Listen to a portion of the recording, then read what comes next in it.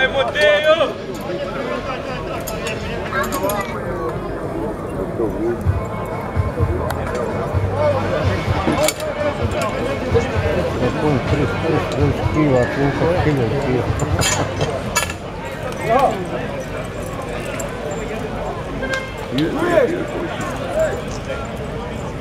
Idemo jedan veliki pozdrav za Dragana Kukića koji nam je stigao iz Hamburga, iz Njemačke, od Rokija. Čađe. Zato li vidiš ništa? A vidim. Naravno. Umu Kukiću. Da. Dejan i Lazo, ponosna pobjednika.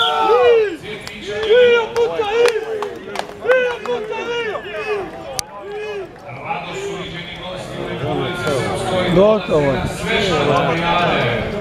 Rano je stao.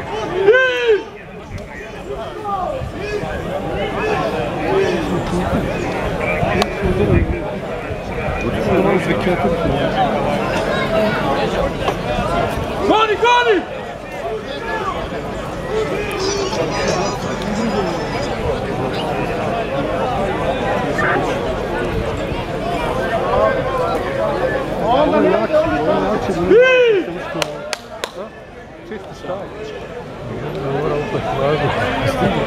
Ovo je pametno. Ovo ćemo lijepiti to treba. 3:21 bilo je prolazno vrijeme Avramovića. Bolji.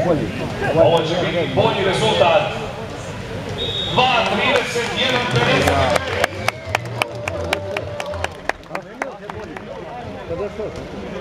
Nije izvukao do kraja, ali minut je vrti.